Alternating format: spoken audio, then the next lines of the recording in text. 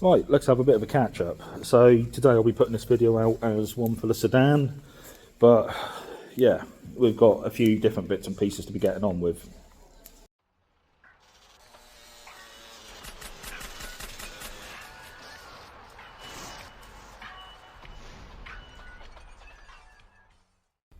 So we'll just have a quick talk about where the estate's up to. So obviously nobody's heard anything about this in about a year. Plain and simple, just run out of fucking money and time. So this is as far as we got the manifold. Obviously I've got the brace and everything complete, but this has got to go back into her at some point. And then we've got to fabricate a downpipe and get an external wastegate fit. And so in amongst all my shite around here, we have got a tile anodised red external wastegate. Probably should have got that out of the wrapping. So yeah, there we go, tile wastegate out of the wrapping. So the idea is she's going to go straight in there, bang it in there somewhere, fed straight back into the downpipe, keeping it a nice and clean, simple design. So observant ones of you will go V&T turbo, you don't need external wastegate. Yes, that is true, but we are mechanical pump here, so there's no ECU to govern anything. Exhaust manifold pressure may creep, it may overrun the turbo, so the idea here is to have the external wastegate as a safety valve to dump the exhaust manifold pressure away from the turbine, preventing it from overspinning. So anyway, getting back to the sedan, obviously this last year the sedan has taken my priority and I've enjoyed driving that a hell of a lot more. So I had the dimmer wheels, well, refurbished, kind of got screwed over with that. If you follow my socials you'll understand. But they ended up going on the sedan, and obviously I've enjoyed that car this last year.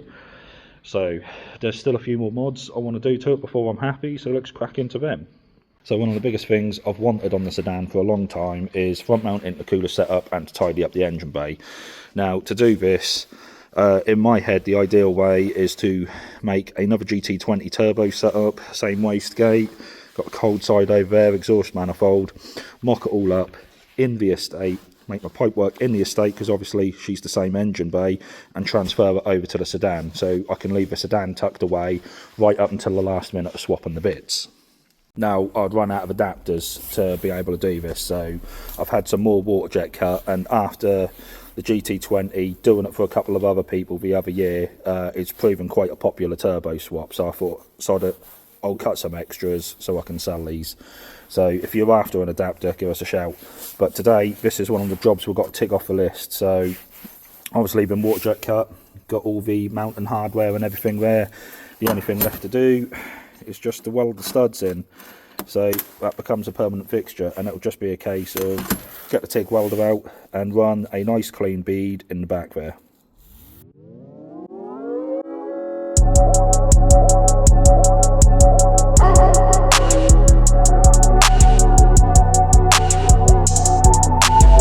Let's get the rest of these cracked out then.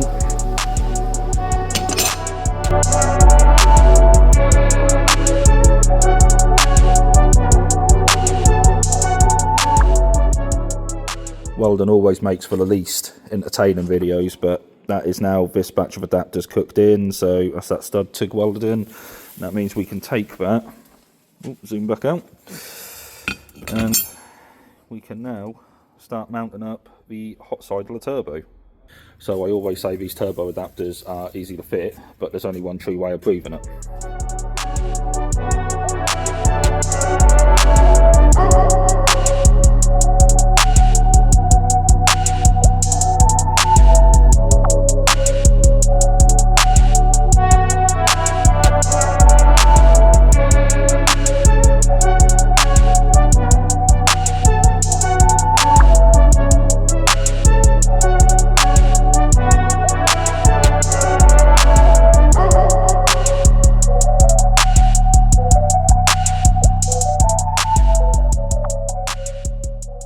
And that is literally this turbo together, as easy as that. So that is the hot side setup. So obviously I need to put all the char and the cold side back in, but that's an easy job. Some of you might comment, I've used stainless nuts. Obviously this is a mock-up, so these copper flash nuts are a one-time use.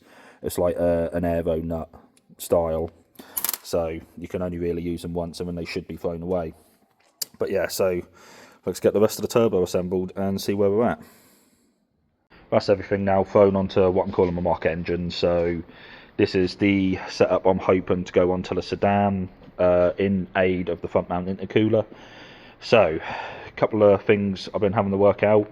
Any eagle-eyed viewers might recognise this pipe. This was originally the first pipe I designed, which was meant to go on the estate on the forged engine, and I just decided I needed to do bigger and better things, hence B&T on 4:1 manifold.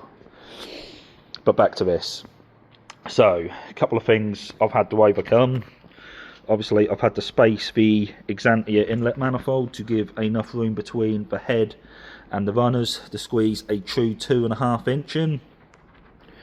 I've also had to put a custom spacer in there, so we then correct the angle coming over the top of the rocker cover, and that just about gives enough freedom for this pipe to actually run in. And yes, this pipe does actually clear the master cylinder as well. Now, why am I bothering to go to all this effort with an Xantia manifold and stuff like that? So the induction pipe, which comes standard on these top mount intercooler, obviously it's not designed for the Xantia manifold, so if you try to run those pipes, they end up rubbing on the bulkhead, they rub on this manifold, they just get in the way. Not only that, it is like an ovalised sandwich 2-inch pipe. For performance, it's just not right. And it sounds daft saying performance on a diesel, but that is what I'm chasing at the XUD. Obviously, there's other options such as this. This is, I think that was a 406 or an Xantia intake pipe, which these traditionally go round there, come round, and then there's a bracket sits on the front here where that bolts to. And yeah, these just about work. I don't know if they interfere with the master cylinder, like hitting up on this area here, but again, 2-inch bore, not really going to get much performance out of that. So yes, I have gone absolutely overkill with this 2.5 inch stainless, mainly because I can't weld aluminium, so it's not great for heat soak, but I can weld this. It looks kind of pretty. Now, moving on to my complications. So why I abandoned this project in the first place was it was coming down to the final routing of the boost pipe, and that is where I'm struggling for room. So boost pipe. Now, standard, the turbos are clocked quite forward, as you can see here. This is just a mock-up as how it would be. The boost pipe normally runs in between these two runners and exits out the top of here. Now, when people use the Xantia manifold, they usually use the stock boost pipe through there and run the first boost pipe over the top of the engine. Now, I can't do that because obviously got that old 2.5 inch stainless in the way, so this moves on to my first complication. Now, that being, where do we clock this turbo? So if I knock it back there, I might just be able to get a 90 in, and I might be able to come along the front of these runners and run under here towards the front. That would be lovely if that works out. But what I don't actually know is my clearance at this point from the master cylinder, which is about here. Obviously we've got the brake servo behind it as well, which is all coming into play. I've test fitted this pipe before, I know this clears, but I'm not 100% sure with the turbo clocked at this point whether that would clear. Now, my absolute worst case scenario is we come all the way down and we take inspiration from the 2 litre HDIs, which is we run the boost pipe underneath the car past the sump. Now, I've got a 2 litre HDI sump spare, so that would give me the clearance on the bell housing down here. But again, this runs into complications because, 2 seconds, so back again, because, complication, I'm pretty certain my wastegate actuator sits right where that would want to exit, which then becomes an issue because I can't run anything under here. Apart from that, I should be able to, let's just put this down. Apart from that, I should be able to run a 2-inch pipe. I could do some tight pie cuts, I could do something, I can dodge all this oil return and stuff like that. and I think there is actually a bit of room to come forward at this point, because the only thing which sits along here is the steering rack, and obviously you've got the drive shaft come through, but there's more than a big enough gap to run a 2-inch boost pipe and then swell it up into 2 and I think it's a 1/4 inch. But yeah, so this is why I wanted to replicate this again, and in a second I will bolt this up roughly to where I think it might work for the top, and we'll have to get it in the estate and test fit it. This is one of those absolute bust scenarios. So I bolted the turbo up to where it would be happy with that 90-degree silicone, and of course she's touching right on the bulkhead, which isn't ideal. So back to the drawing board. What I'm now thinking of doing is I will clock the cold side and I will bring it back forward again, and I will get it to the clearance of the bulkhead, and then I will offer it back on the mock engine over there, and we will see what that allows us pipework wise.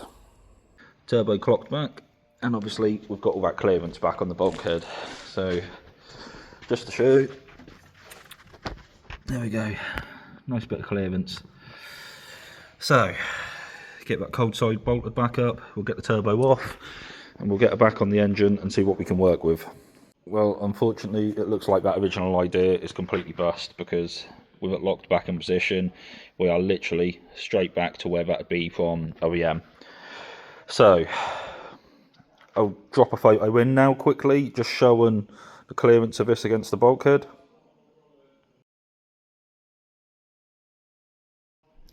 And as you can see by that photo, literally I've got the room to go dead straight, but nothing else. And yeah, there's no way I'm going to be able to even get a silicone in there, because to get a silicone in there, it's got to clock back on itself, which means we are pointing straight back at the brake servo.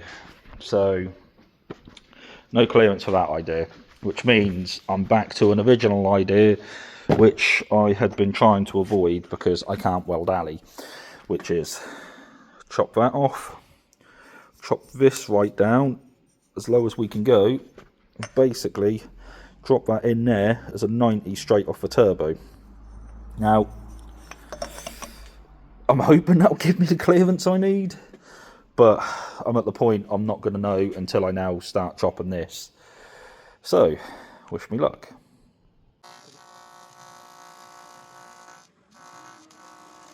Well, as you can see from the previous clip, I ended up having to have the elbow welded onto the turbo. Now, we've ended up having to do it on a bit of a squiffy angle.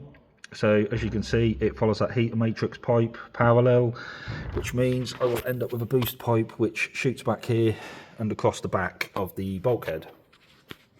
However, turbo back on, you can now see how tight the fitment is. So we've literally got just a couple of mil in between the inlet manifold runner and the turbo itself. So next is going to be to actually make a boost pipe which comes along and ducks under the vacuum pump there. But yeah, I think today that is probably it. So it's starting to all come together now, and it's looking like a bit of an animal. So hopefully that gives you some insight to where I'm at with the projects and stuff like that. Sedan has obviously taken priority, and I will drop a little video of on the dimmer wheels in about here.